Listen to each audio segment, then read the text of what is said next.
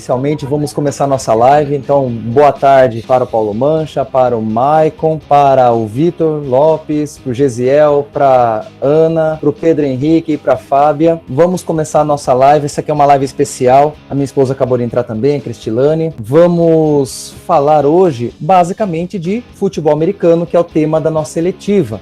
E hoje, em especial, nós temos a participação do Paulo Mancha, que é repórter, é jornalista, é comentarista de futebol americano na ESPN. Ele respondeu ao chamado, ele topou, sou muito grato por isso.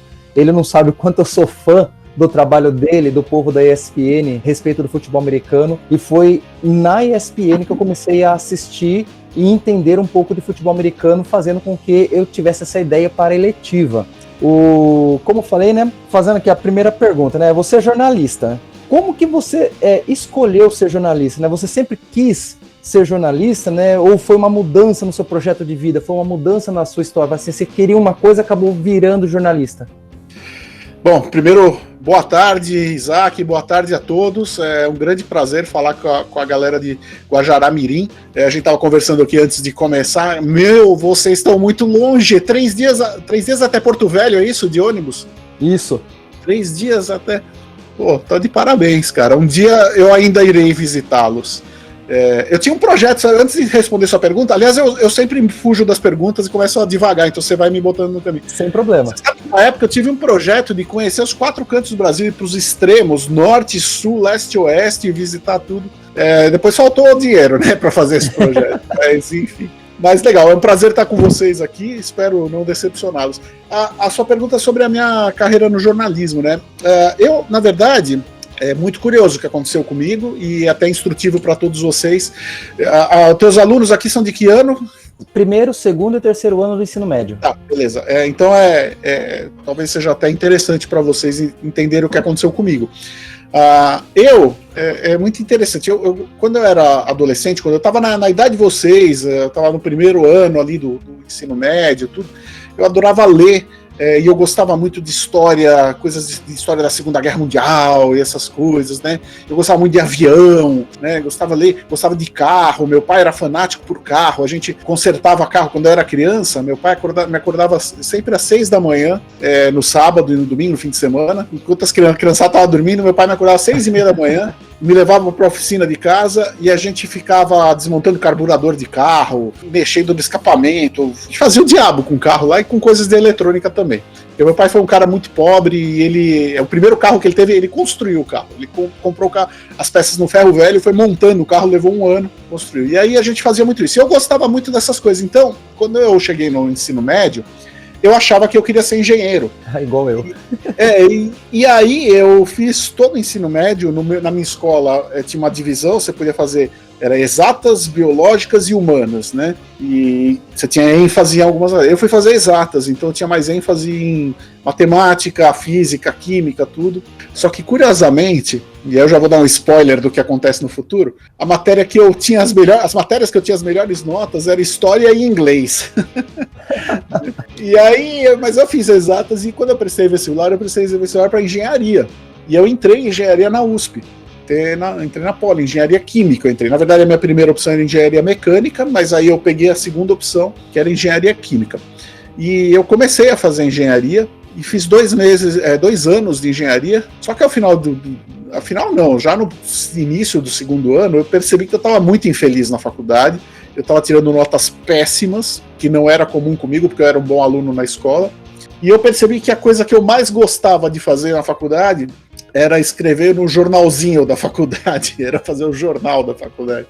E uma vez uma pessoa brincou comigo, assim, falou assim, cara, você só gosta de vir aqui para fazer o jornal da faculdade, porque você não vai fazer jornalismo, né? E aí eu olhei aqui e falei, será? Né? E a faculdade de jornalismo era do lado da faculdade de engenharia, no campus da USP, aqui em São Paulo. Você tinha a Poli, né, que é a escola de engenharia, e assim, do lado, aqui, 200, 300 metros, tinha a escola de comunicações e artes, que era o jornalismo. Aí um dia eu peguei e saí de uma aula lá da engenharia e fui assistir uma aula no jornalismo. Entrei com a cara dura na faculdade de jornalismo lá, vi uma classe lá, entrei e falei, vou ficar assistindo aula aqui. Fui pro fundo e fiquei assistindo aula. E aí eu adorei aquela aula de jornalismo, adorei. E aí eu falei, cara, eu tô na faculdade errada. Eu tinha que estar 200 metros pra cá.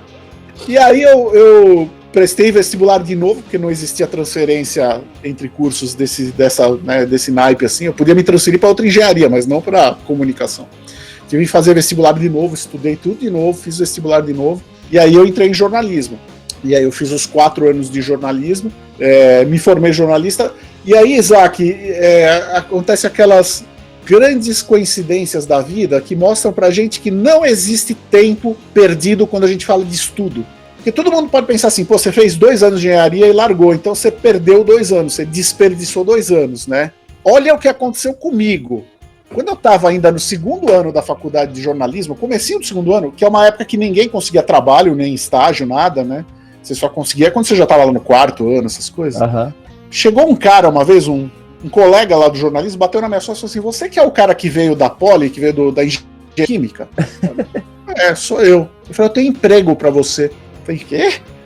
Eu tenho emprego para você. Como assim emprego? Estágio? Ele falou, não é estágio, é emprego. Eu falei, cara, onde que você tem um emprego para mim? É uma revista de química industrial que é uma revista que na verdade é para empresários e gerentes e engenheiros da indústria química. Eu trabalho lá e o dono da revista tem muita dificuldade de conseguir pessoas para escrever na revista, porque quando ele pega só jornalista puro, os jornalistas puros não entendem nada de química, não entendem nada dessas coisas e têm medo desses assuntos e não gostam, não conseguem fazer. E quando ele pega só os químicos ou os engenheiros, eles não sabem escrever. Eles escrevem mal pra caramba. E aí, quando o cara me falando isso, né? Quando ele falou pro dono da revista que ele conhecia um cara que estava estudando jornalismo, que tinha estudado engenharia química, o dono da revista ficou maluco, falou, chama esse cara para trabalhar aqui. No dia seguinte, está que eu estava empregado, trabalhando, exercendo as duas coisas, né? Meus conhecimentos de jornalismo que eu estava aprendendo ainda na faculdade, Sim. E meus conhecimentos de química e de química industrial que eu tinha tido nos 2 anos de engenharia química. E eu trabalhei a faculdade inteira lá, e foi uma tremenda escola para mim, porque ao mesmo tempo que eu estava estudando na faculdade a parte teórica, eu já estava na prática jogado aos leões ali, trabalhando como repórter, indo entrevistar empresário. Eu entrevistei, cara, eu tinha 19 anos de idade, moleque assim, entrevistei Antônio Hermílio de Moraes. Vocês aqui são da geração mais nova, vocês não sabem quem é, mas esse Antônio Hermílio de Moraes era o maior empresário do Brasil, cara.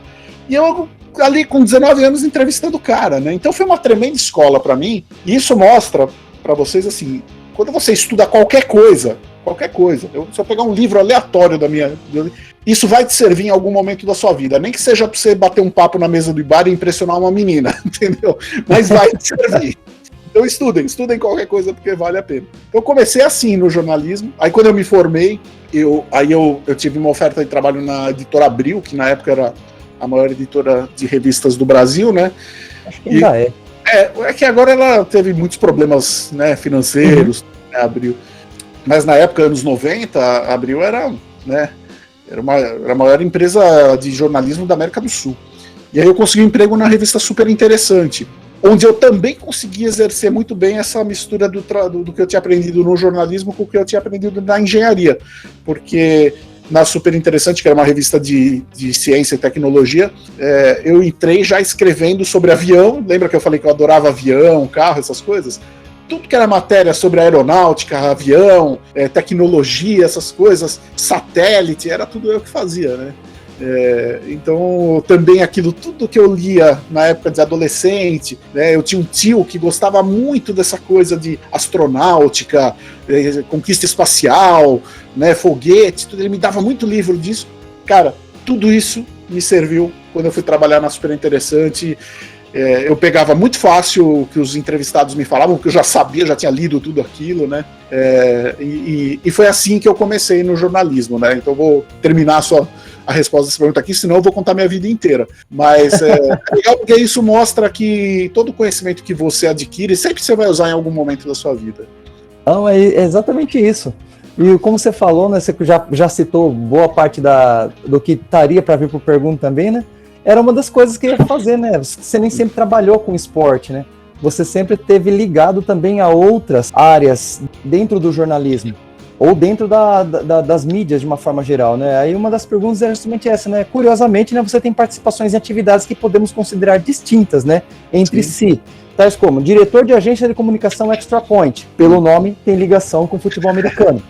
Dono do blog Viajando por Esporte e colaborador das revistas de turismo. seu próximo destino, que é via tablets, e viajar pelo mundo, que é impressa. Também exerce cargo de gestor de comunicação na Agência Brasileira de Pilotos da Aviação Civil. Como que você consegue lidar com tanta coisa diferente? Bom, primeiro eu sou velho, né? Então, com a idade você acumula muita experiência. Segundo, eu durmo 4 horas por noite. Não, hoje eu durmo mais. Na verdade, assim, isso reflete o que eu falei, é verdade. Inclusive, eu não estou pintando o cabelo agora, porque normalmente eu uso um L'Oreal aqui, mas não estou, então eu já tenho uma certa idade, né, Isaac? Então, quando você tem uma certa idade, você passa muita coisa na vida. E uma coisa que eu aprendi, até com pessoas lá no passado, é que a gente pode e deve ter uma coisa que a gente gosta mais, que é o nosso foco, inclusive profissional, mas a gente nunca deve fechar a porta para o resto, porque a vida dá muitas voltas, e quando você bitola que você só quer uma coisa, você pode estar perdendo outra muito melhor que está aqui do lado e você não está olhando, né? Uhum. Tem um termo até filosófico para isso que chama-se polimatia, né? Polimatia é a habilidade da pessoa de se interessar e exercer bem várias tarefas completamente diferentes. O Leonardo da Vinci foi um dos maiores polímatas, né? Ele era pintor, era inventor, ele fazia tudo, né? O Leonardo da Vinci. E eu sempre gostei disso, sempre aprendi que com meus próprios erros, assim, que sempre que eu foquei demais numa coisa, eu perdi outras. Então sempre fiquei muito aberto a essas coisas. E profissionalmente, no jornalismo, o jornalismo é uma carreira, não sei se alguém aqui vai querer fazer o jornalismo, mas já fique esperto com isso que eu vou falar. O jornalismo é uma carreira de muita rotatividade, você entra e sai de emprego muitas vezes.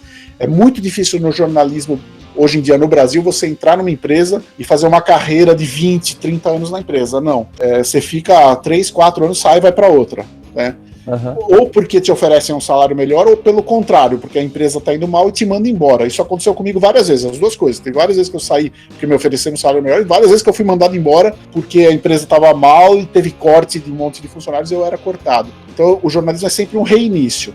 E toda vez que você reinicia no jornalismo, invariavelmente você muda de editoria, você muda de assunto. Então você vê, eu comecei na indústria química, né, fazendo jornalismo especializado para industriais da indústria química. Depois eu fui para Super Interessante, que era ciência e tecnologia.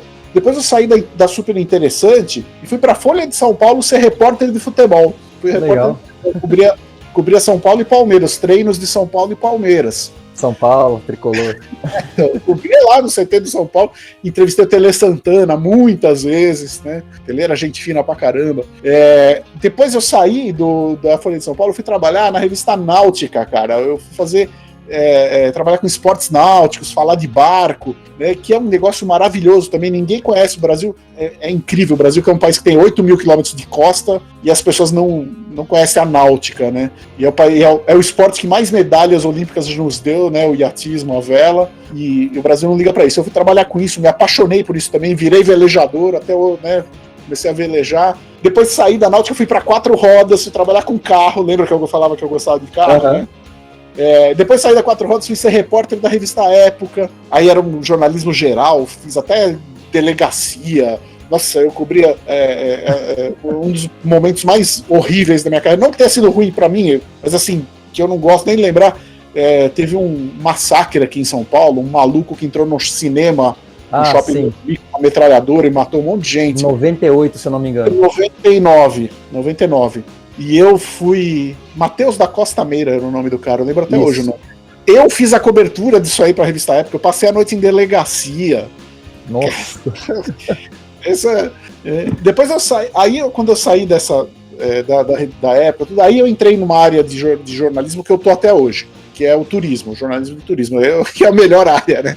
Que é viajar para fazer reportagem. Então eu comecei a fazer reportagens de turismo naquela época, 2002, 2003, e isso eu estou fazendo até hoje. Obviamente eu mudei de revista, mudei de várias vezes de veículo, mas é um assunto que eu comecei lá em 2002 e até hoje eu faço isso. Hoje faço no meu próprio site, que é o Viajando por Esporte, que é um site especializado em turismo esportivo, em viagens para quem gosta de esporte. Eu uni as duas coisas, né? Então, assim, para terminar de responder sua pergunta, eu trabalhei com vários assuntos no jornalismo por dois motivos. Primeiro, porque eu gosto, né? Porque eu acho que a gente tem que estar aberto a várias coisas. Segundo, porque o jornalismo me levou a isso. Tantas vezes eu fui mandado embora, ou eu saí, né, tive uma oferta melhor para trabalhar, que eu tinha que mudar de emprego. E quando eu mudava de emprego, eu mudava de assunto. Então, se tiver alguém aqui que quer fazer jornalismo, fique esperto, porque não adianta achar que você vai trabalhar só com aquele assunto que você gosta. Você vai trabalhar com vários outros, viu? E às vezes com alguns que você não gosta, como cobrir assassinato em delegacia. Nossos trabalhos, eles têm uma versatilidade muito grande. No início, a gente, quando começou o projeto da escola Novo Tempo, que é a nossa escola integral aqui em Guajará-Mirim, a gente tinha uma certa dificuldade com alguns temas, que um deles é a eletiva. Até a gente se ajustar e aprendendo com o tempo como era para ser feito, eu no início não gostava. Aí depois de um tempo comecei a ter algumas ideias, levei em frente, gostei, aí eu comecei a gostar e de repente veio a ideia, né? Falei assim, eu gosto de futebol americano. Dá para unir algumas outras áreas que a gente trabalha com interdisciplinaridade e juntar o futebol americano nisso. Então as primeiras 2 vezes com futebol americano, os 2 semestres que eu fiz, foi trabalhando a parte da exatas, né? Matemática e física com a matemática, e agora estou trabalhando geografia. Aí quando você falou assim, você já viajou, interessado nos assuntos que você tem, você já viajou boa parte do Brasil e do mundo. Já foi para os Estados Unidos, já foi para o Ártico, para o Antártico, já foi para vários lugares. É verdade. E querendo ou não, a geografia está em tudo. Assim como a gente for analisar, a história está em tudo. A gente acaba estudando um pouco disso daí em todo quanto é curso que a gente vai fazer. Sim. E no meu caso, o interesse pelo futebol americano acabou levando essa ideia de trabalhar eletiva do futebol americano. Eu acho assim, sensacional a sua ideia de trabalhar futebol americano como uma eletiva na escola, porque assim, eu vou falar uma coisa, não é porque eu sou comentarista de futebol americano, mas assim, futebol americano, ele tem física, ele tem química, ele tem matemática, ele tem história, ele tem geografia. Se você analisar o futebol americano de vários ângulos, você vai encontrar ciência em tudo. O futebol americano é uma ciência. Tá? Ele é uma ciência, quem assiste futebol americano sabe. O que os técnicos fazem é ciência. Tá? É uma ciência. E você encontra tudo isso. As minhas palestras, eu dou uma palestra de futebol americano que eu conto a história do futebol americano. E muita gente, quando vai ver a minha palestra, acha que vai ser chato, que eu vou ficar falando, não, então o técnico tal inventou a jogada tal, Minha palestra não é isso. A minha palestra fala dos presidentes dos Estados Unidos, fala da Grande Depressão, fala da Guerra Civil Americana, fala da Segunda Guerra Mundial, fala do Kennedy, porque a história do futebol americano está entrelaçada com a história do país Estados Unidos. Sim. Uma coisa é indivisível da outra. O futebol americano não seria o que ele é hoje se os fatos que aconteceram, que eu citei agora na história dos Estados Unidos, não tivesse acontecido. A Guerra Civil, se não fosse a Guerra Civil Americana, não existia futebol americano. O futebol americano só existe por causa da Guerra Civil Americana, porque os filhos, os industriais, fazendeiros, banqueiros, para evitar que os filhos fossem recrutados para lutar na Guerra Civil, eles mandaram os filhos para a Inglaterra estudar. Uhum. E aí, durante toda a Guerra Civil Americana, essa molecada ficou na Inglaterra, os filhos dos ricos. Quando acabou a Guerra Civil, essa molecada voltou da Inglaterra para os Estados Unidos e levou o rugby, que eles aprenderam o rugby na Inglaterra. Só que quando chegou nos Estados Unidos, eles mudaram as regras do rugby e chamavam de o rugby, o nome oficial do rugby é rugby football, tá? Esse é o nome até hoje, é o nome oficial do rugby. Rugby football. Eles levaram o rugby para os Estados Unidos quando acabou a Guerra Civil, mudaram as regras e chamavam aquilo de American Rugby Football, o rugby futebol americano. Depois eles viram que eles já tinham mudado tanto que não era mais um rugby. Então eles tiraram a palavra rugby e ficou só American Football, futebol americano. Se não me engano, você fala sobre isso numa entrevista com Danilo Gentili, que é por causa da cidade de rugby que o esporte tem esse nome, e aqui nos Estados Unidos não tinha mais razão, por conta de tantas mudanças, continuar com o nome de rugby. Então vai para American Football, que depois fica só futebol. E o nosso virou soccer por causa do Football Association, que era o soccer. Exatamente. Inclusive, muita gente acha erroneamente que quem inventou a palavra soccer foram os americanos, e não é. A palavra soccer foi inventada na Inglaterra, e ela era utilizada para designar o futebol da bola redonda até os anos 60, até a década de 60 na Inglaterra. Eles falavam soccer também, eles falavam futebol e soccer, né? Uhum. Tanto que a maior revista inglesa de futebol chamou World Soccer. O que aconteceu é que em 1966, quando teve a Copa da Inglaterra, a mídia inglesa ela falou assim, tá tendo muita confusão entre as palavras soccer e futebol, a gente precisa escolher uma. ficar só com uma. E aí eles escolheram o futebol e pararam de usar soccer. Só que nos Estados Unidos eles continuaram usando a palavra soccer, né? Então, assim, é isso que você falou, a tua eletiva, você pode abordar o futebol americano, usar ele como pano de fundo para ensinar várias coisas, história, geografia, eu poderia dar um monte de exemplos aqui, física, matemática, um monte de coisas dá para ensinar usando o futebol americano. Vocês estão de parabéns aí. Eu vou contar uma curiosidade, o Ivan Zimmerman, que foi narrador de futebol americano comigo no Band Esportes. Conheço muito. Conheço de ouvir vocês. Quando ele foi morar nos Estados Unidos no final dos anos 80, foi com a cara e com a coragem, né? Ele era jornalista já. Ele foi para os Estados Unidos, olha só isso. Ele foi para os Estados Unidos cobrir. Você sabe que todo ano o presidente do Brasil é convidado a fazer o discurso inaugural na ONU, na Assembleia Geral da ONU, né? Isso por causa do Rui Barbosa, lá atrás, criou-se essa tradição do brasileiro fazer. Do Rui Barbosa ou foi do Oswaldo Aranha? Eu não lembro agora. Bom, enfim. Depois eu vejo aqui. Mas, enfim, tem essa tradição do presidente do Brasil fazer o discurso. E o Ivan Zimmerman, em 86, ele foi cobrir para o Diário do Grande ABC, que era onde ele trabalhava, ele era novinho, repórter, ele foi cobrir a viagem do presidente Sarney para Nova York para fazer o discurso nas Nações Unidas. E aí ele ficou lá em Nova York, e aí ele gostou, ele falou, quer saber, eu não vou voltar para o Brasil, eu vou ficar aqui. E aí ele começou a se virar, fazer qualquer trabalho, e aí ele virou motorista de caminhão, cara, nos Estados Unidos. Ele virou motorista de caminhão, ele cruzou os Estados Unidos, ele conheceu os Estados Unidos inteiro como motorista de caminhão. Ele fala que foi um dos períodos mais gostosos da vida dele e que ele mais aprendeu coisas. Porque quando você é motorista de caminhão, cara, você convive com a cultura do país inteiro, né? Sim. E ele teve essa experiência. Quando eu falo de que é importante você ter várias habilidades e conhecer várias coisas, eu não estou falando só de habilidades acadêmicas, uma das coisas que eu mais agradeço ao meu pai, eu contei aqui no comecinho, o meu pai, ele era filho de imigrantes italianos, eles eram muito pobres, uma família muito pobre, meu avô era carpinteiro, a minha avó costurava, meu pai cresceu trabalhando na carpintaria, né, trabalhando com madeira, e o meu avô... Meu avô também era carpinteiro, Paulo. Meu avô também era carpinteiro. Uma profissão sofrida, todo mundo na carpintaria perdeu os dedos, só meu pai não perdeu, ainda bem, porque... e meu pai, ele cresceu na carpintaria, e meu avô morreu quando meu pai tinha 16 para 17 anos. E meu pai virou arrimo de família, passou a sustentar a família. Mas ele não desistiu de estudar, então ele continuou estudando, ele conseguiu entrar na faculdade de medicina, na USP, e ele trabalhava, olha isso, a faculdade era período integral. Ele saía de casa às 7 da manhã de bicicleta, cruzava a metade da cidade de São Paulo de bicicleta para a faculdade, estudava até às 6 da tarde, voltava de bicicleta, tomava um banho, jantava e às 9 da noite ele pegava o turno da noite da carpintaria e trabalhava até 1 da manhã na carpintaria. Nossa. E aí ele foi assim até que no terceiro ano de faculdade ele conseguiu um emprego de professor de cursinho e aí ele largou a carpintaria. Mas ele sempre teve isso e eu estava contando aqui, o primeiro carro do meu pai, ele construiu o carro, ele comprou o chassi no ferro velho, aí comprou motor no outro, aí comprou isso, e em 1 ano ele construiu um carro. E por isso, quando eu nasci, a gente já não era pobre nem nada, meu pai já tinha um emprego, já era médico há algum tempo, e médico ganha bem no Brasil, tudo, então a gente já era uma classe média, não éramos ricos, mas era uma classe média, e não tinha nenhuma necessidade da gente ficar consertando coisa em casa. Mas meu pai me obrigou a aprender a consertar tudo. Eu aprendi eletrônica, eu aprendi hidráulica, eu aprendi mecânica de carro.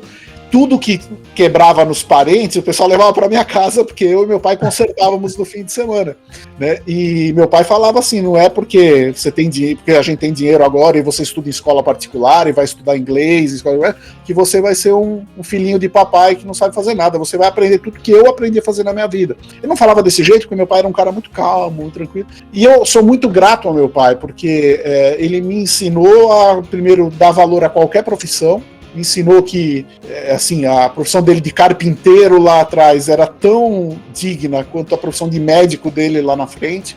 Me ensinou a aprender que você ser um mecânico de carro tem que entender bastante, tem que saber, tem conhecimento, tem que ter disciplina, tem que saber fazer as coisas, né? E isso para mim pessoalmente foi bom, né? Porque assim, eu tinha tudo para ser um filhinho de papai mimadinho, né? Porque quando eu nasci, meu pai já estava com uma vida boa. Ele já tinha 2 carros, tinha uma casa grande e tudo. Então eu tinha tudo para ser o filhinho de papai, mas meu pai, como meu pai e minha mãe também, né?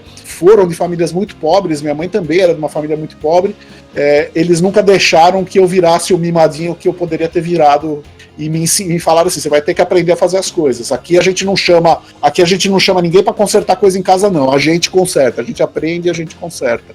E aí eu até surpreendo, quando agora eu tô divorciado, mas a minha ex-esposa aqui, ela ficava surpresa que sempre quebrava alguma coisa aqui em casa, eu arrumava, ela falava, mas eu ia chamar o técnico. Eu falava, que técnico que é? Eu arrumo. E uma coisa que eu mais gostava que ela me dava de presente era ferramenta. Eu tenho caixas e caixas de ferramenta aqui em casa, porque eu conserto tudo que quebra, né? Mas divaguei um pouco aqui. E falando voltando aí à questão do futebol americano, né? Como se deu o seu contato com o esporte, né, com o futebol americano? E qual seria o time da NFL que você torce? Opa, o time tá aqui, ó. Tá aqui, ó. New York Jets. Os Jets? Vixe! Eu já vou explicar. Então, o futebol americano foi assim. Nos anos 90 ali, né, como eu falei, eu cheguei até a trabalhar com futebol, né, eu sempre gostei muito de esporte. Até o meu TCC, o meu trabalho de conclusão de curso na faculdade, apesar de eu estar trabalhando lá na revista de química, tudo, foi em esporte. Era uma análise de todos os programas de radiojornalismo esportivo de São Paulo e um projeto num programa de radiojornalismo para FM que na época não existia. Só que assim, o que aconteceu é que nos anos 90, primeiro eu comecei a me desiludir muito com o futebol. Por conta de tudo que vocês já sabem, não preciso falar aqui, né? E eu já tinha tido um primeiro contato com o futebol americano no final dos anos 80, começo dos anos 90, quando a TV Bandeirantes, né, através do Luciano do Vale, trouxe o futebol americano para o Brasil. Eles mostravam um compacto, toda sexta-feira eles mostravam o compacto do Monday Night Football. Eles mostravam na TV Bandeirantes, mas naquela época eu não gostava não entendia muito, não prestava muita atenção. Quando eu fui ali mais ou menos por 1995, meados dos anos 90, que eu comecei a me desiludir do futebol da bola redonda. E ao mesmo tempo a ESPN chegou no Brasil, mostrando futebol americano. Um certo dia eu olhei aquilo ali, eu tava mudando de canal, eu olhei e falei assim, deixa eu tentar entender esse futebol americano aqui para ver por que os americanos gostam tanto. E para mim era um monte de gente se batendo. E só que conforme eu comecei a prestar atenção e tinha narração em português, o que facilitava para entender, na hora que eu entendi a mecânica do futebol americano, da conquista de território, da posse de bola, da estratégia, do trabalho em equipe, da disciplina, cara, eu fiquei apaixonado na hora. Eu falei, esse esporte é fantástico, porque aqui ele não é um esporte baseado em improviso. É um esporte baseado em estudo, é uma ciência, como eu falei, né? Uhum. Playbook de um time de futebol americano é científico aquilo, é uma ciência. É baseado em estratégia, em estudo, em disciplina, em treinamento, em repetição, em visão de conjunto. E aí eu fiquei apaixonado por aquilo. Eu fiquei apaixonado e comecei a assistir, ainda sem entender muito. Na época a internet era incipiente no Brasil, né? 95 estava começando a internet aqui, era internet de escada, era caro, mas eu fui conseguindo mais informação e meu interesse foi crescendo ao longo do final dos anos 90. E aí daí eu vou responder do time, né, que eu torço. Eu, ali por 98, né, foi a época que eu realmente comecei a assistir todo fim de semana. Né, toda semana, todo jogo que a ESPN transmitia, eu assistia. Aí eu fiquei fanático, né, e eu já tinha abandonado outro futebol eu já não estava mais ligando. Tipo assim, esses times tipo Fluminense, que ficam fazendo virada de mesa, sabe? Ele não ouviu lá, mas tudo bem. Eu fiz uma sacanagem aqui com o Alex, mas tudo bem. Ele tá lendo. Aí, né, eu substituí o futebol americano no meu coração, né? Eu tirei o futebol da bola redonda e botei o futebol americano no meu coração. E isso, basicamente, eu posso dizer que foi em 98. E em 98, teve duas coisas que me levaram a torcer pro New York Jets. Primeiro, foi um ano em que o New York Jets jogou muito bem. O time vinha de 2 temporadas horríveis, péssimas. 2 anos antes, tinha perdido todas as partidas, menos uma. E aí, em 98, fez uma tremenda temporada. Era um timaço, foi pra final de conferência, quase chegou no Super Bowl, ficou a um passo do Super Bowl. Mas não era só isso, cara. Tinha uma série de televisão, que quem é mais velho aqui talvez conheça, chamava Anos Incríveis. Ah, sim. Você lembra dessa série? Lembro sim. Kevin Arnold. Kevin Arnold, exatamente. Kevin Arnold era um menininho de 10 anos de idade que era o protagonista da série, e o Kevin Arnold estava sempre com uma jaqueta do New York Jets. Então eu sempre assisti aquela série e eu vi o Kevin Arnold com a jaqueta dos Jets. Aí eu falei, quer saber, eu vou torcer pros Jets, né? E comecei a torcer pro time dessa forma, né? Foi assim que começou a coisa. A minha história é basicamente a mesma, né? Eu comecei... Primeiro, assim, o esporte que eu mais gostava dos Estados Unidos era o basquete, NBA. Mas não conseguia acompanhar sempre, né? Não tinha televisão por assinatura, né? Era sempre passava jogo aqui no Brasil. E sempre gostei dos Bulls por causa do Jordan. Tanto que é a camiseta que eu tô com ela aqui. Já o futebol americano falou assim, o dia que eu for para os Estados Unidos eu não tenho a mínima vontade de assistir um jogo de futebol americano, porque eu não for para ver um monte de gente se batendo, eu vou assistir luta de boxe, vou assistir karatê, vou assistir MMA, qualquer coisa de gênero, né? E o outro que eu tinha vontade de conhecer era o beisebol. Só que de repente, aí eu vim para cá em 2010, voltei para Salto em 2012 e eu voltei justamente no período do Super Bowl. Não, Super Bowl que o Patriots perdeu para os Giants. E curiosamente, nenhum dos dois times assim me chamou tanta atenção para torcer por eles. Aí eu fui acompanhar já a temporada 2012-2013 e eu acompanhei o 49ers. Colin Kaepernick, assim, caramba, perdemos a final para os Ravens, tudo bem, mas pro Joe Flacco, que é flaco pra caramba, não gosto dele como quarterback, mas o Colin Kaepernick, um cara afrodescendente, cabelo ruim, jogava pra caramba, corria muito bem, me fez me apaixonar pelo 49ers. Já o meu irmão, que foi me ensinando, foi me explicando, que ele já tinha um conhecimento um pouco anterior a mim, né, sobre futebol americano, ele começou a me explicar, ele já torce pro Packers, por causa do Aaron Rodgers. Então, cada um tem sua preferência. Então, aqui, por enquanto, poucos, né? Tem um time para quem torce. Eu não me engano, tem o Andrei, não sei se ele está presente aqui. Ele estava, não sei se caiu. O Andrei, que é um dos participantes eletivos, também torce pro 49ers. E o povo assim, mas se torce pro 49ers, não ganha desde 95 um Super Bowl, perdeu os dois últimos que participou. Eu falei assim, mas eu gosto dele. Não é porque o São Paulo não ganha um título desde 2012 que eu vou deixar de torcer pro São Paulo. O Atos falou aqui que ele é Philadelphia Eagles aqui. Isso. Mas, Isaac, tem uma coisa que eu gosto sempre de falar, sempre que eu posso eu falo. Uma das coisas que me afastou do futebol, da bola redonda, do futebol soccer, foi o clubismo e o fanatismo das torcidas. Eu acho muito legal você gostar de um time, você torcer para um time e tá lá ligado no time. Mas eu acho que isso tem que ter limites, né? Transformar isso em batalha por conta de time. Exatamente. O futebol, tem uma frase que diz, né? O futebol é a mais importante das coisas menos importantes do mundo, né? E eu gosto dessa frase porque, assim, a gente tem que ter a dimensão, assim, por mais que a gente ame o esporte, e eu, por exemplo, amo o futebol americano, isso não é maior que a nossa vida, isso não é maior do que a nossa dignidade, isso não é maior do que o nosso caráter, e isso não pode ser maior do que os nossos valores. E eu via muito no futebol essa coisa da briga de torcida, e às vezes não é nem só a briga de torcida, eu via colegas de trabalho que quando o time perdia chegavam, ficavam nervosos e aquilo afetava eles no trabalho. Eu achava ruim isso, cara, eu achava ruim.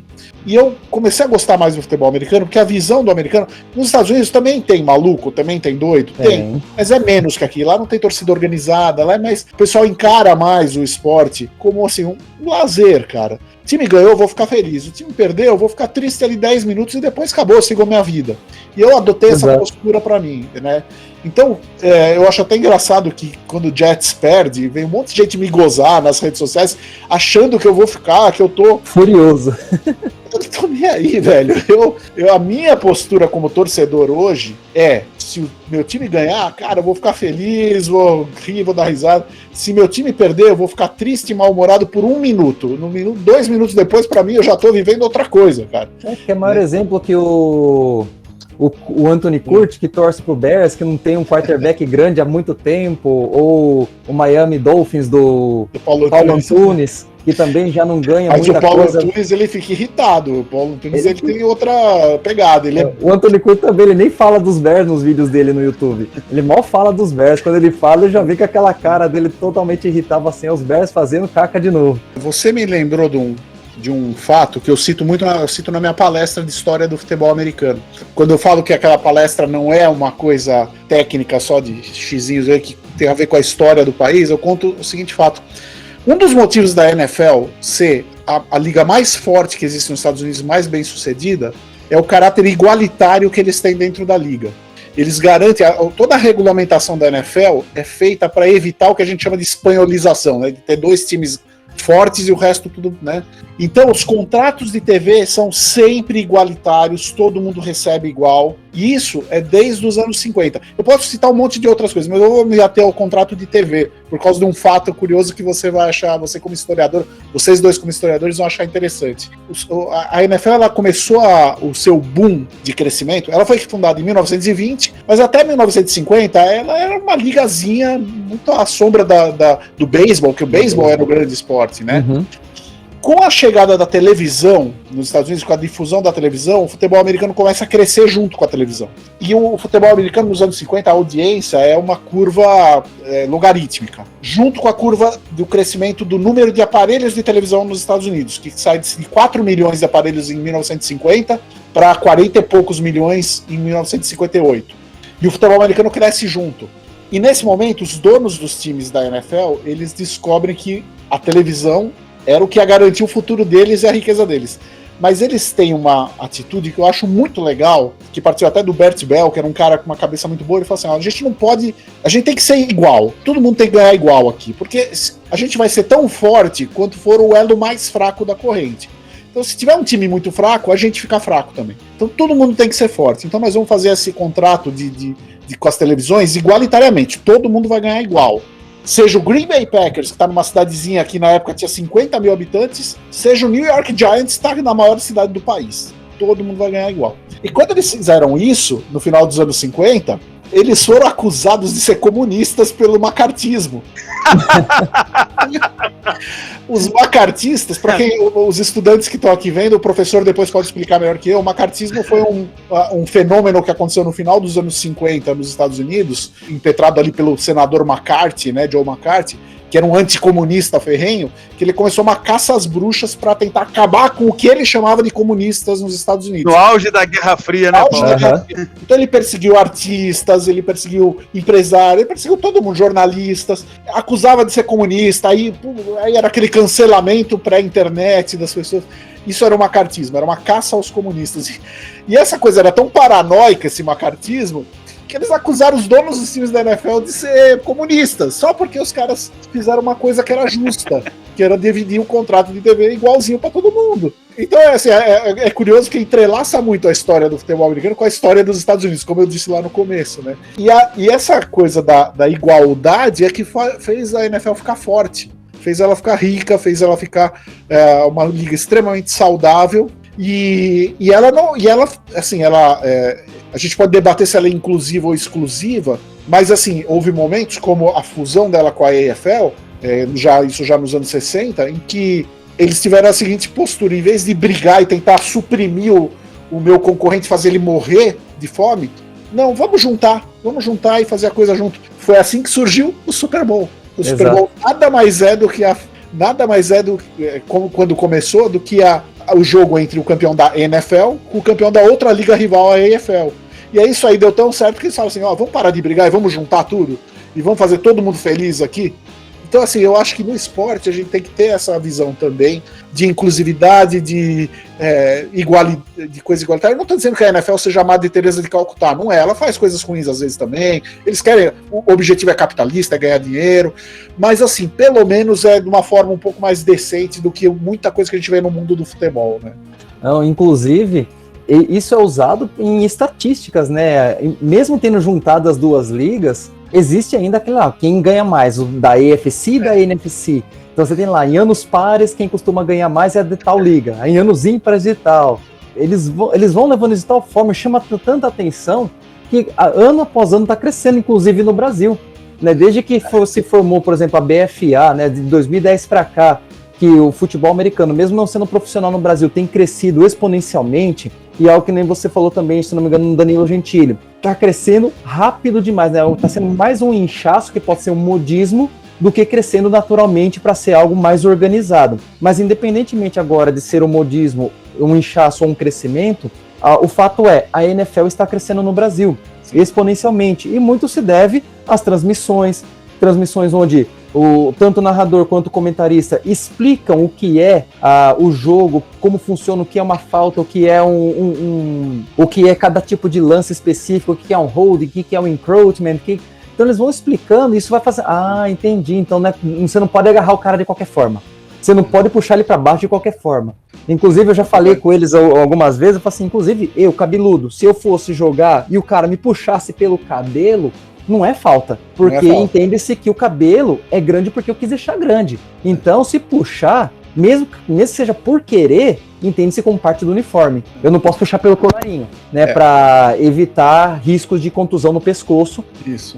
Mas o cabelo pode ser puxado. Eu, sinceramente, eu não me lembro de 2012 para cá ter visto algum lance de puxado, de jogador ser derrubado. É bem raro. Eu acho que entre eles, mesmo sabendo que é possível, que não é falta, eles acabam, vamos assim, agindo com certa sabedoria de não fazer isso para evitar brigas internas também dentro do jogo, né? Existe em todo esporte, ou pelo menos de maior ou menor forma, em todo esporte existem as regras não escritas, tá? As regras não escritas são a ética do esporte, que não está escrito na regra, mas que os jogadores obedecem. E no futebol americano tem isso também, né? Você tem coisas que são o acordo de cavalheiros, né?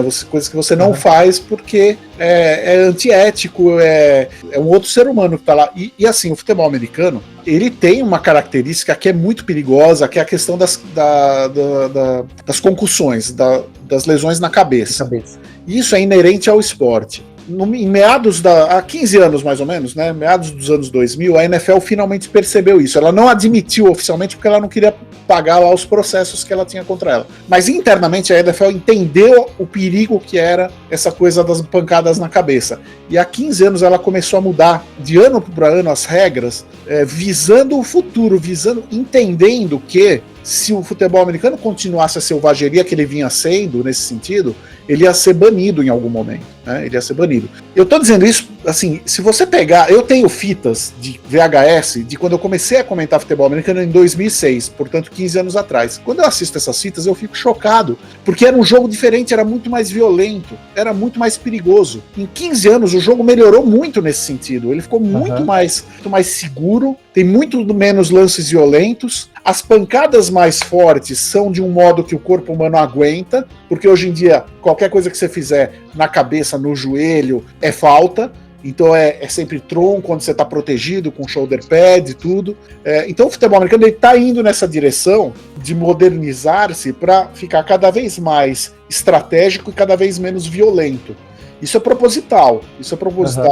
E se a gente voltar na história, a NFL aprendeu com a história. Por quê? Porque o futebol americano, quando ele surgiu lá no século XIX, ele era uma selvageria. Morriam jogadores em campo. Ao ponto no ano de 1905, morrerem 18 jogadores em campo. Em um ano. Em um ano, no futebol americano universitário. E aí o presidente dos Estados Unidos, o Theodore Roosevelt, chamou os diretores das universidades e falou assim, eu vou proibir esse esporte. Esse esporte tá matando gente. E aí os diretores da faculdade falaram, não, a gente vai mudar as regras. E aí em 1906 foi uma saraivada de regras novas, e já em 1907 já não morreu mais ninguém em campo. E o esporte já se tornou. Então a NFL, ela agora, nos últimos 15 anos, ela aprendendo com a história lá de trás, ela falou, esse esporte tá ficando violento de novo, porque as pessoas, o ser humano melhorou muito a condição física, né? Tá ficando muito violento de novo, então eu preciso mudar, senão lá na frente ele vai ser banido. E eles mudaram. E mesmo com as mudanças, teve muita coisa aí nos últimos anos. Quem assistiu aquele filme lá, Um Homem contra Gigantes? O filme é exagerado ali, ele vilaniza a NFL, mas ele tem boa parte de verdade também. Então a gente vê que assim, a NFL escapou por pouco desse cancelamento, porque ele escapou porque ela foi mudando as regras. Hoje, é o que eu digo, você pega... Tem um videozinho que circula no Facebook, na internet, Biggest Hits of the NFL, as grandes pancadas da NFL. É um vídeo de uns 5 minutos só de tackle de pancada. Esse vídeo ele foi todo produzido, acho que a coisa mais recente que tem ali é de 2012. O resto é tudo para trás de 2012. Eu tava vendo esse vídeo outro dia, porque um cara lá postou, olha que legal as pancadas da NFL. 90% daquelas jogadas hoje são falta. 90% daquilo hoje é falta. Não é desnecessária. Targeting, ir com o capacete, abaixar a cabeça. É tudo falta hoje isso. Então... E pode gerar exclusão do jogador da partida. Exatamente. E você vê, 10 anos atrás, isso não era falta, e culturalmente as pessoas falam, olha que legal, tanto que fazer um vídeo para mostrar. Né? Então, assim, o esporte ele precisa estar entrelaçado com o zeitgeist, né? Com o momento que a gente vive. E o momento que a gente vive no mundo, é um momento de repensar a violência, repensar a relação entre os seres humanos. É uma pena que o Brasil tenha ido no caminho contrário disso, né? Espero que temos um cavalo de pau nesse sentido, mas a gente precisa. É o que todos nós esperamos. Pois é, né? Eu não quero entrar em política aqui, mas enfim, assim, essa coisa do armamentismo.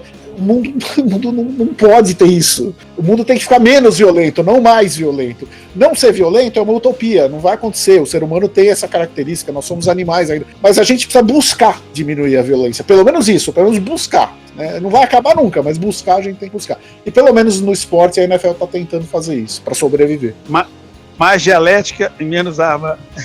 Exatamente, né? E em termos esportivos, mais estratégia e menos pancadaria. Né? Mais estratégia, é verdade. Eu quero fazer uma pergunta. Posso, professor Isaac? Pode.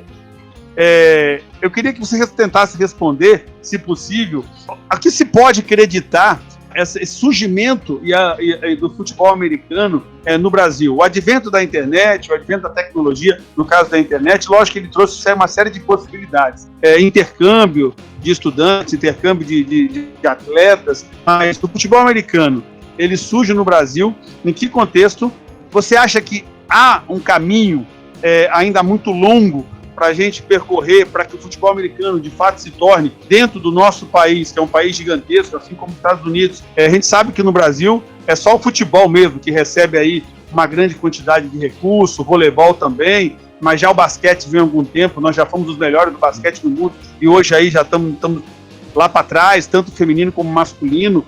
Mas nesse Brasil desigual, também no esporte, você acha que o futebol americano tem um caminho promissor no nosso país pelos próximos anos?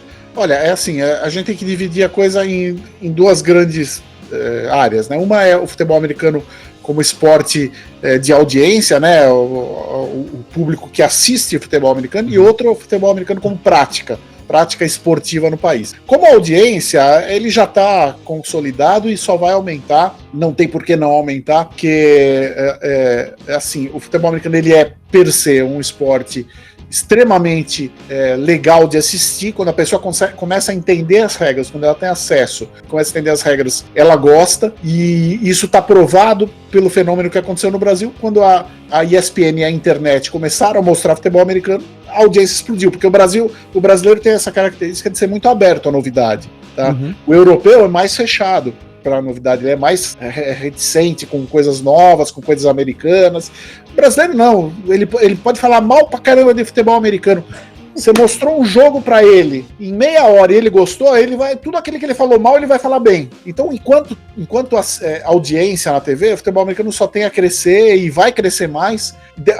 A coisa depende mais da questão da condição econômica do país, que faz as pessoas terem maior ou menor acesso à TV por assinatura e à internet. Porque o futebol americano só cabe na TV por assinatura. Na TV aberta é muito difícil de colocar futebol americano por conta do tamanho das partidas, que ocupa muito tempo, o horário, tudo. Mas na TV por assinatura ele é perfeito. Então quando o país melhora a economia e mais pessoas têm acesso à TV por assinatura, cresce a audiência do futebol americano automaticamente. E quanto mais as pessoas têm acesso à internet também. Em termos de prática, gente jogando futebol americano, isso aí é mais complicado, porque é um esporte caro.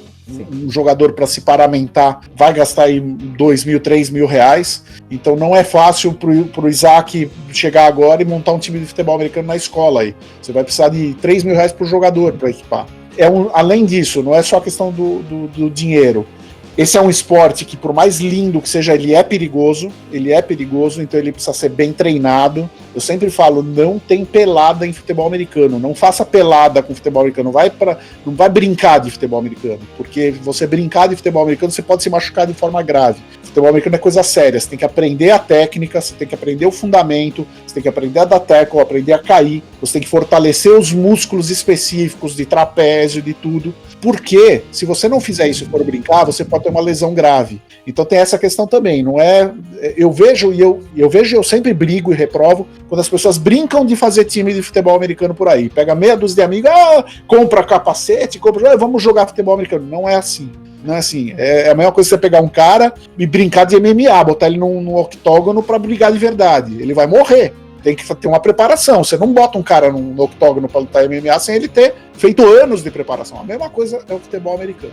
Então existe essa dificuldade. E num país que a gente tem essa economia tão fluida como o Brasil, né, que sobe e desce, e crise aqui, crise acolá, é complicado para os donos de time conseguirem patrocínios, conseguirem viabilizar as coisas. E aí você tem aquilo que o Isaac até tocou, né? A gente tem bolhas de crescimento, como eu falei no Danilo Gentili 2 anos atrás. Aí essa bolha estoura, metade dos times vão à falência, e aí junta com outros, e a coisa vai crescendo assim. Eu acho assim, a gente tem capacidade, né, para pensar no futuro. O futebol americano tem a possibilidade sim de chegar a ser o terceiro esporte mais praticado no Brasil.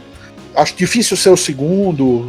E assim, chegar perto do futebol nunca vai chegar, porque nenhum esporte nunca vai chegar perto do futebol. O futebol aqui tá aqui há mais de 100 anos. O futebol é o futebol, é outra categoria e ninguém vai chegar perto do futebol. Mas a gente pode crescer muito, podemos virar até um esporte profissional, se a coisa for bem feita, for feita direitinho. E depende muito da economia, né? Depende do país, né? Mais do país do que da vontade das pessoas. Isso é verdade. Essa, inclusive, você já falou, e seria uma das perguntas que eu ia fazer, né? Se algum dia o futebol americano passaria ou chegaria próximo ao soccer, né? Mas aí você falando do futebol, a questão da história e cultura, uma coisa que eu também li desde já da primeira vez que eu fiz a eletiva, e o porquê que chama futebol se corre com a bola nas mãos, né? Aí eu fui buscar, tentei procurar o porquê disso tudo. Aí em alguns vídeos, não sei se foi do Golin, ou se foi do Anthony Curti, ou se foi tanto em vídeo quanto em leitura, que é uma contraposição ao polo. Que o polo era... eu ainda vou adquirir esse livro, O polo é jogado a cavalo.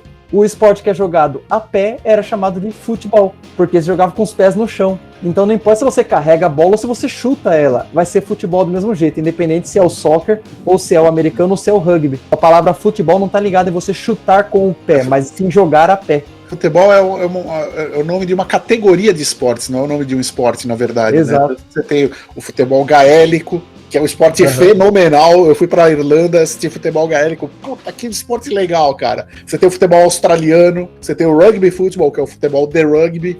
Né? Você tem vários tipos de futebol, né? Então o futebol, na verdade, é uma categoria de esportes. É que a gente acostumou a chamar de futebol o mais famoso desses esportes, que é o futebol association, o association football, o soccer, que é esse que é o futebol internacional.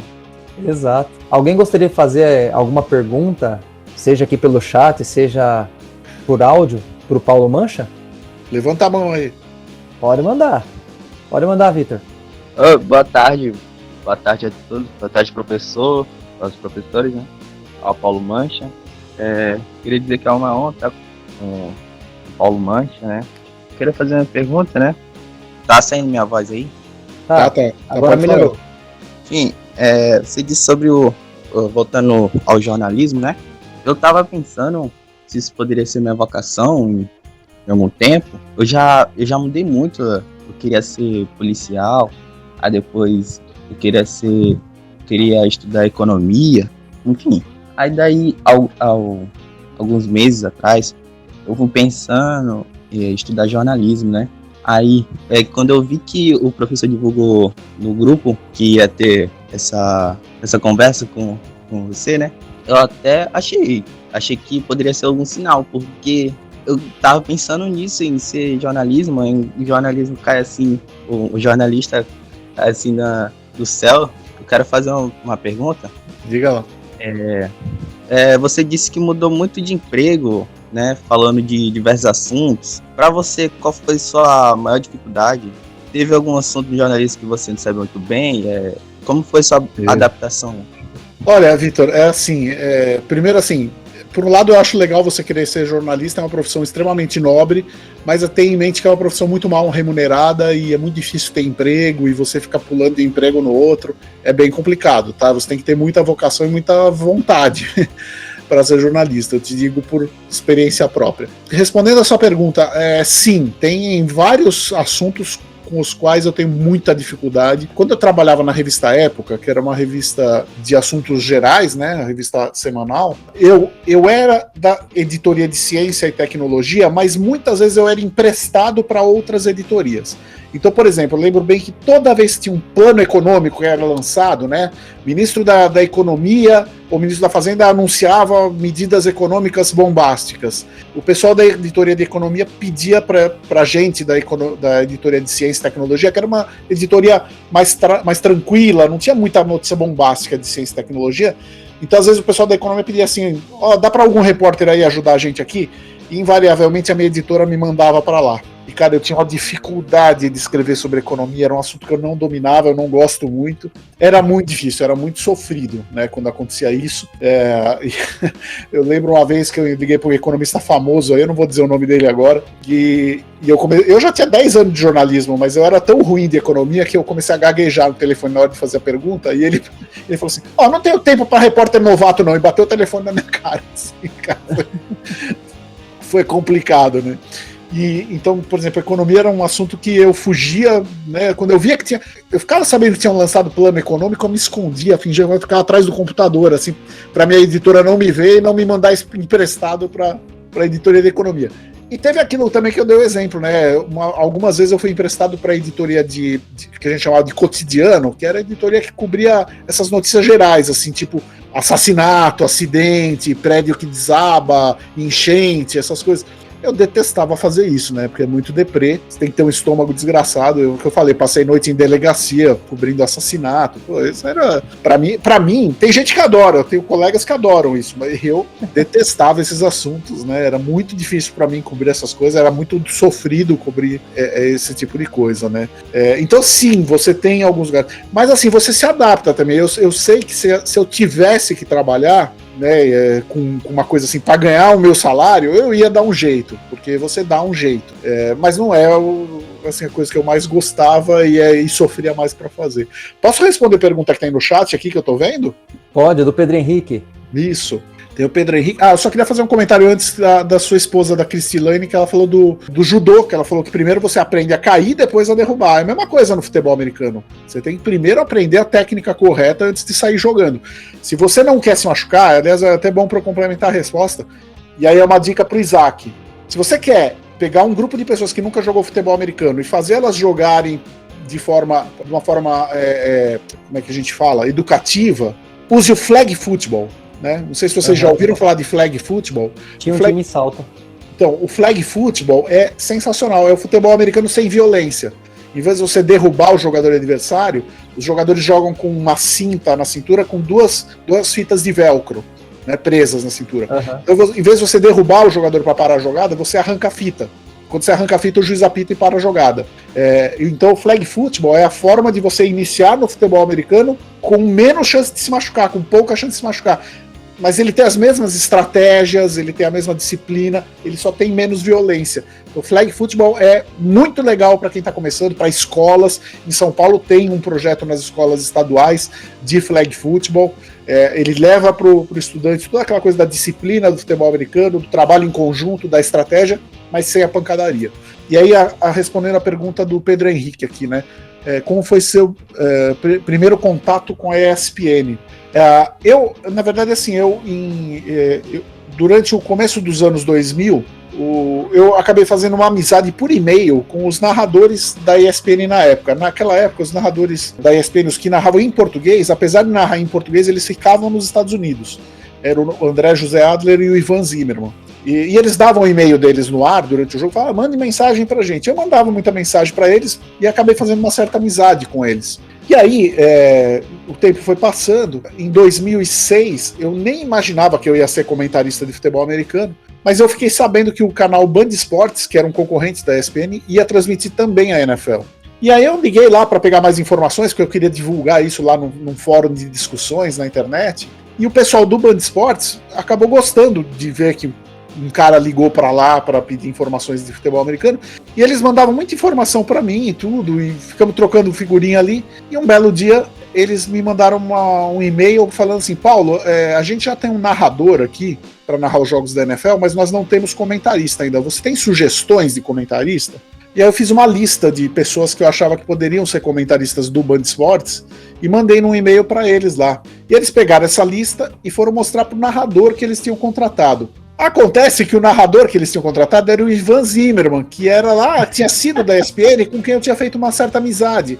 E o Ivan me conhecia, ele já tinha vindo aqui para São Paulo, a gente tinha batido muito papo de futebol americano. Eu tenho banda de rock, né? Sempre tive. O Ivan foi ver show da minha banda de rock. E aí, quando o Ivan Zimmerman olhou aquela lista, ele falou assim pros caras do Band Esportes: não pega ninguém dessa lista, pega o próprio cara que fez a lista, o Paulo Mancha. Ele sabe de futebol americano e, principalmente, o que é mais importante na televisão, ele tem desprendimento para falar em frente à câmera. Ele faz show com a banda dele para 4, 5 mil pessoas, que eu fazia mesmo. Naquela época, a gente fazia circuito Sesc no interior de São Paulo, show para 4, 5 mil pessoas. Falou, ele sabe falar com o público, ele não vai travar na frente da câmera. E aí o Band Esportes me chamou para fazer um teste, só que na verdade não era um teste, era ao vivo, né? Era o primeiro jogo da temporada de 2006, ao vivo. Eu tremia pra caramba, morria de medo, mas fui lá, consegui fazer, me virei.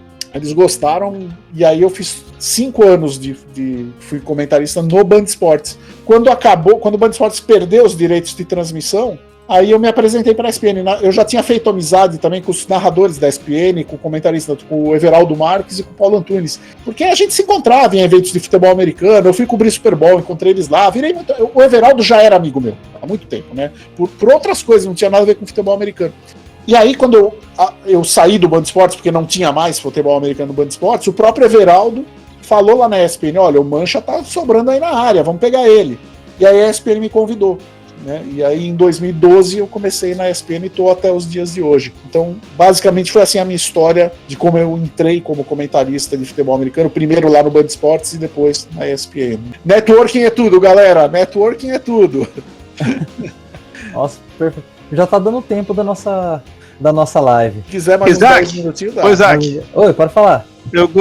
Isaac, eu gostaria de agradecer. Eu que não ia participar, não ia entrar, eu te avisei por causa dos problemas. E foi um prazer participar, um prazer maior ainda te conhecer, ouvir essas experiências, esses ensinamentos, essa aula de história do esporte.